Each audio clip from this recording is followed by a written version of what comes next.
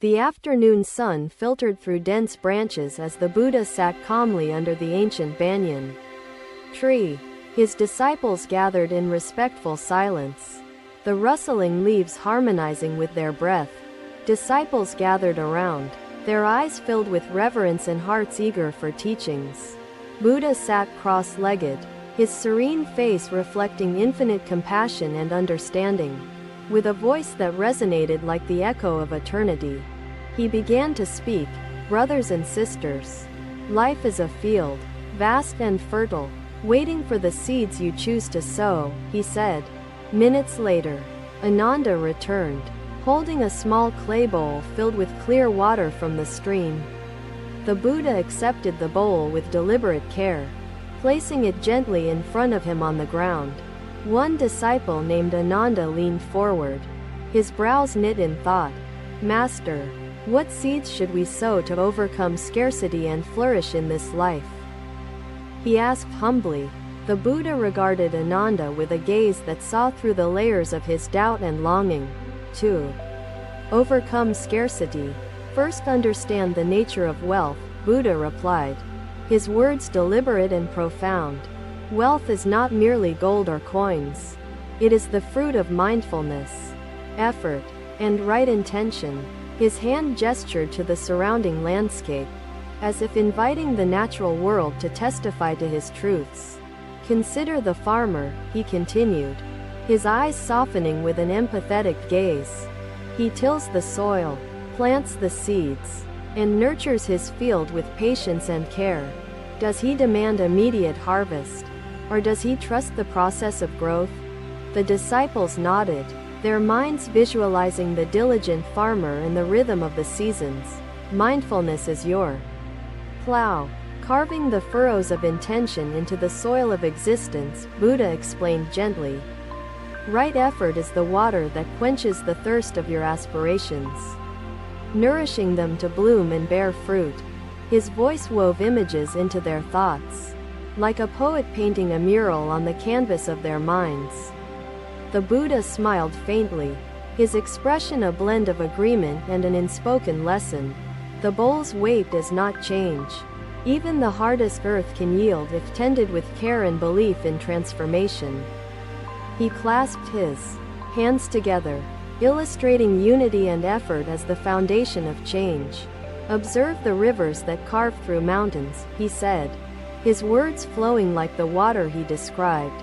Persistence and focus make even the most unyielding terrains shape into pathways of abundance. The disciples exchanged glances, their spirits lifted by his boundless faith in their potential. A silence enveloped the gathering, punctuated only by the rustling leaves and chirping birds. The weight is constant, yet our perception changes, growing heavier with prolonged focus. The Buddha added, share your wealth and blessings, but let your giving be mindful, not reckless. One older disciple, Kassapa, raised his hand respectfully. Master, how does one balance generosity with the need to provide for oneself and one's family? He inquired. Buddha's smile deepened, his response carrying the weight of ancient wisdom. Generosity does not mean impoverishing oneself, he stated calmly, his hands spread open in a gesture of balance. Give as the river gives to the forest, flowing with purpose but never depleting itself entirely. His words struck a chord, resonating in the hearts of all present. The Buddha's attention shifted to a cluster of blooming flowers nearby. Consider the flowers, he said, his tone tender as if addressing an old friend. They do not hoard their fragrance or beauty. They share it freely, enriching the world around them. The disciples nodded, their understanding growing like the petals of the very flowers their master admired. Compassion is the rain that softens the soil, Buddha continued, his expression serene yet firm. Without compassion, even the richest field becomes a desert, barren and lifeless. His words felt like a gentle rain itself, nourishing their hearts and minds with its life-giving essence. Another disciple, Rahula, asked, Master, What if the seeds we sow do not bear fruit despite our best efforts? The Buddha turned to him, his gaze steady and unwavering. Patience is the silent force that sustains the farmer through times of doubt, he answered. Not all seeds sprout immediately, and not all fruits ripen overnight. His hand extended toward a tree, its branches heavy with ripe fruits. This tree you see was once a seed, vulnerable and uncertain of its place in the world, he said. Its growth came not from rush or despair, but from the enduring faith of nature's rhythms. The disciples bowed their heads, their faith in their journey renewed by the profound simplicity of his analogy.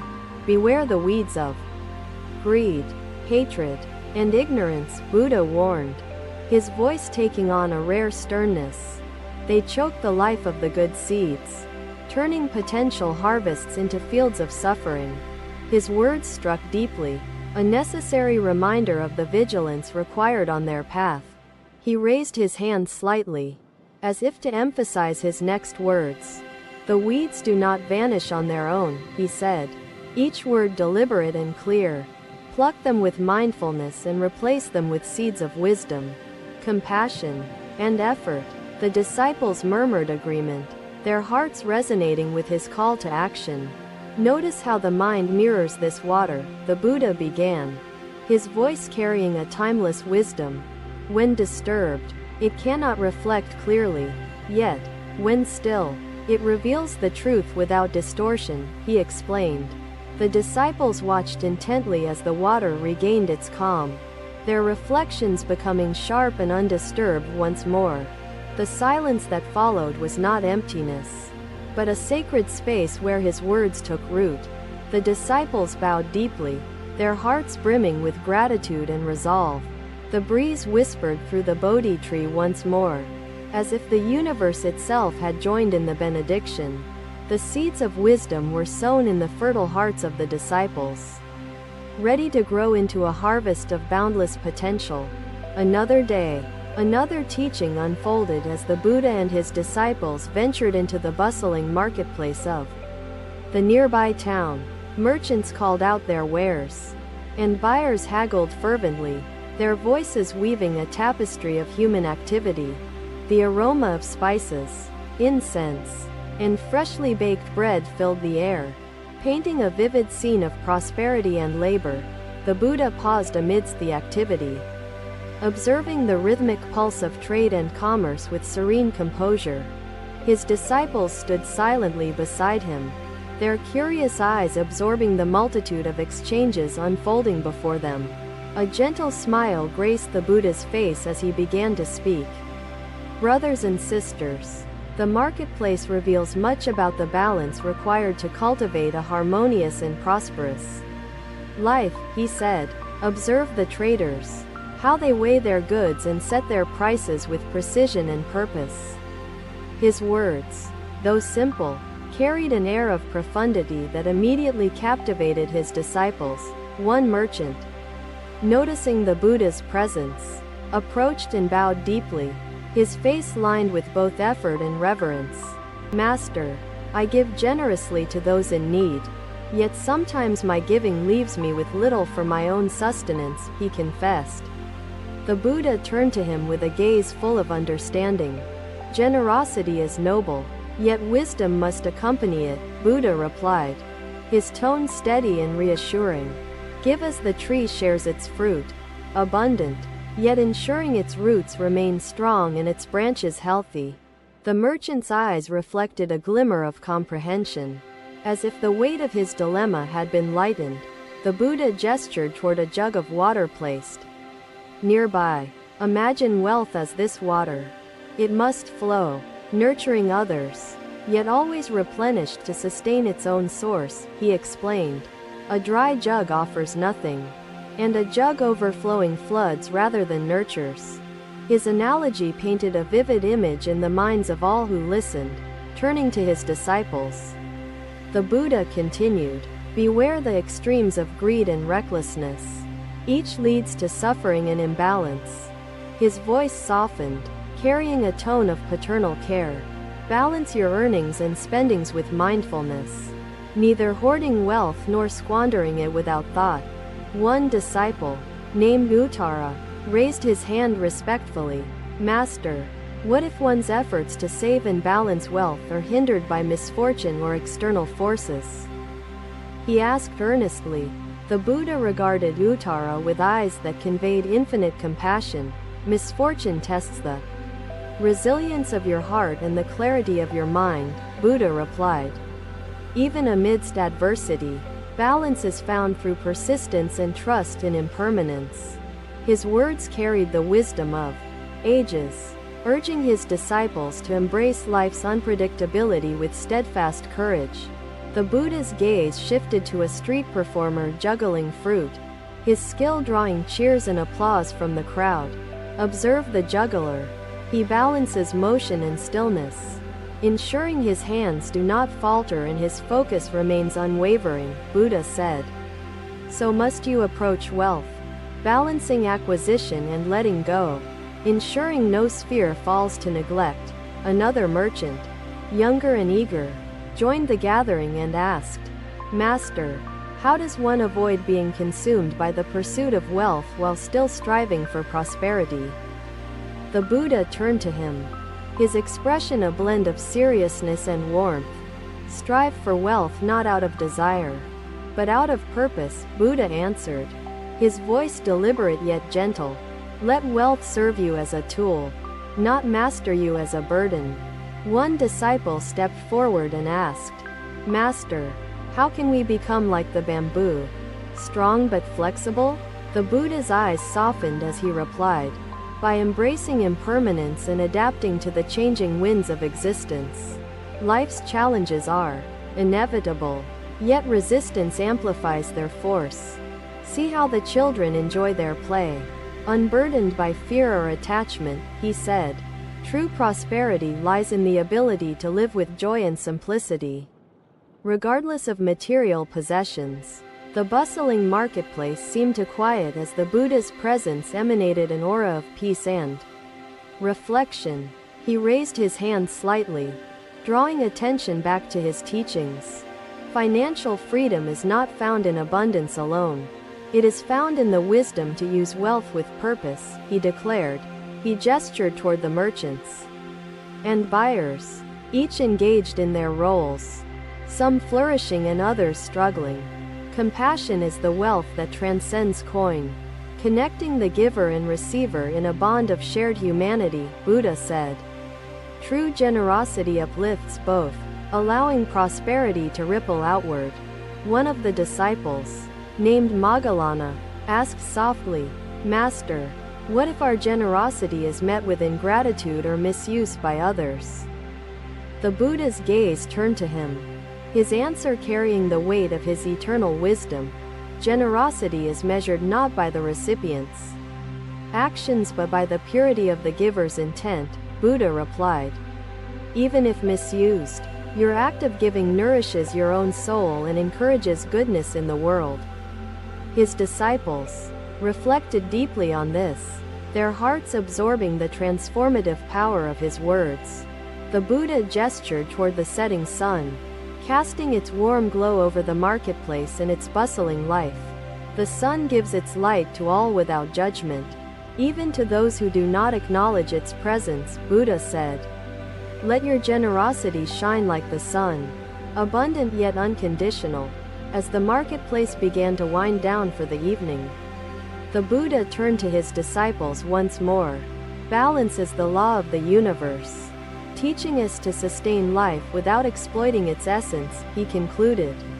Let your wealth reflect this balance, ensuring prosperity flows like a river, steady, purposeful, and nurturing.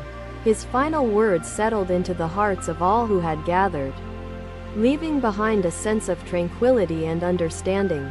The disciples bowed deeply, their gratitude evident in the reverence they offered to their master. The twilight painted the marketplace in hues of gold and violet, wrapping the Buddha's teachings in an ethereal glow. Another day's lesson had been gifted, sowing seeds of wisdom and balance in the fertile minds of those who listened. Another day, another teaching, as the Buddha and his disciples gathered along the tranquil banks of the Ganges River. The sun dipped low on the horizon, casting a golden glow that danced upon the rippling waters. A gentle breeze carried the murmurs of the flowing river, harmonizing with the soft rustle of nearby trees. The Buddha stood silently for a moment, his gaze fixed on the ceaseless flow of the river before him. His disciples waited, their eyes filled with anticipation, sensing the depth of the teaching about to unfold. At last, the Buddha turned to them, his serene face radiating compassion and wisdom. Brothers and sisters, this river holds a lesson that flows beyond the realm of gold and silver, he began. Wealth, like this water, must serve its purpose without becoming an attachment or a source of suffering.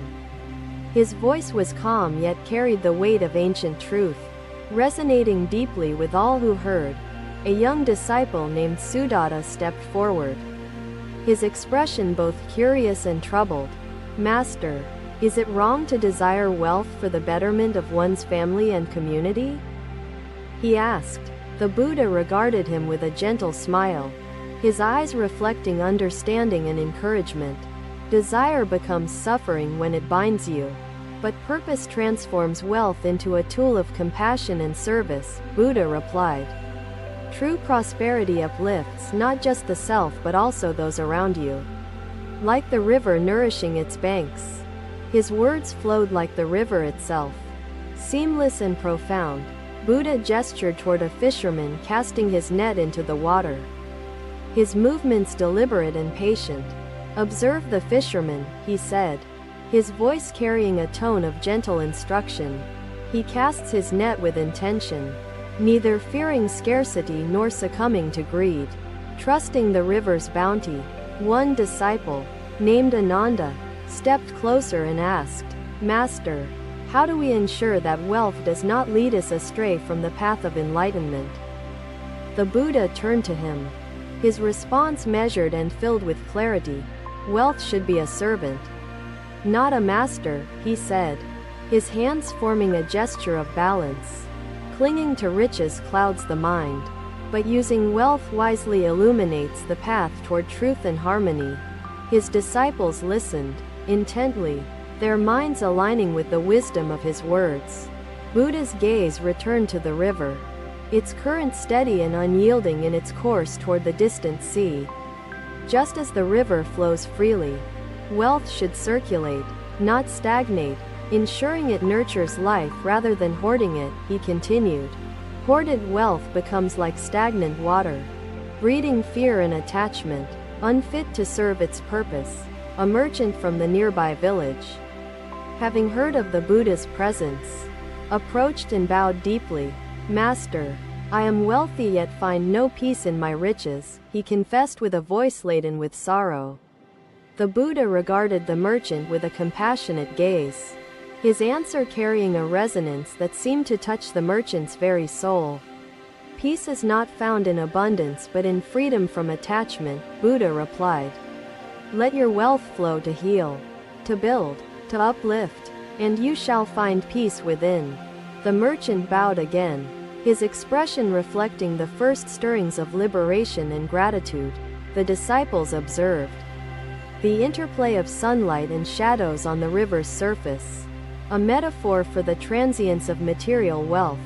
Impermanence governs all things, including wealth, Buddha said, his tone gentle yet firm. Hold not to riches as eternal, but let their impermanence teach you the value of each moment.